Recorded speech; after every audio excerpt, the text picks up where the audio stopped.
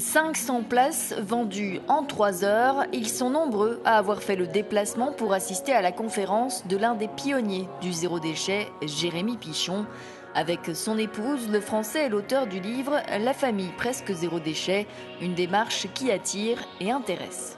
Donc il y a une vraie conscience, c'est le film Demain, c'est les colibris de Pierre Rabhi, c'est le mouvement zéro déchet, c'est tout ça qui participe d'un changement et d'une transition. Aujourd'hui on a tous conscience qu'il faut le faire, mais il va quand même falloir un projet collectif et politique pour changer le tout. De toute façon la transition, soit on l'a subie, soit on l'a choisie. Mais en tout cas on est déjà dedans. Et beaucoup de personnes ont emboîté le pas à Jérémy Pichon. Et cette conférence, c'est l'occasion de parler de son expérience qui a démarré en 2014, alors que sa femme et lui ramassaient les déchets à la montagne ou sur les plages.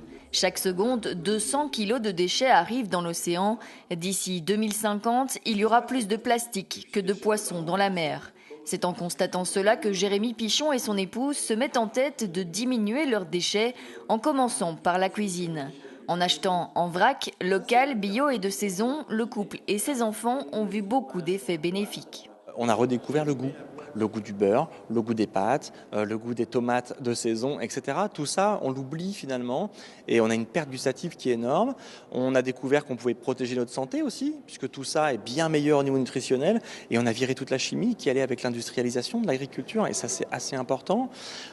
Voilà, donc en fait il y a plein d'effets collatéraux hyper positifs à faire du zéro déchet. On va changer l'économie, puisque moi je donne mon argent à des gens qui travaillent sur le territoire, qui habitent sur le territoire. Pour Jérémy Pichon, le zéro déchet est un véritable atout pour les personnes qui ont des revenus modestes. Et sa famille réalise en effet 30% d'économies. Autre point positif, le zéro déchet recrée du lien social. C'est hyper désagréable de pousser un caddie sous les néons et de parler à personne. J'ai pas envie de vivre ça. Donc moi d'aller faire mon marché, de rencontrer mon maraîcher, ma fromagère, dire comment ça va cette semaine, j'ai rentré ça, je te le fais goûter. Bon tiens, il y a un lien, il y a une vérité dans la relation sociale. Aujourd'hui, la famille produit 1 litre de déchets par an, soit un bocal. C'est pour cette raison que le livre publié s'intitule La famille presque zéro déchet, car selon Jérémy Pichon, le zéro déchet total est impossible. Évidemment, il reste des choses, à commencer par ma voiture par exemple. Moi j'ai 3 grands problèmes aujourd'hui, c'est mon téléphone, mon ordinateur et ma voiture. Voilà. On est dans un système aujourd'hui d'obsolescence, de remplacement rapide, de crédit, de publicité, voilà, où on en est dans la surconsommation. Donc quand je fais la vidange de ma voiture, les 5 litres d'huile ils sont à moi, hein, les plaquettes de frein aussi.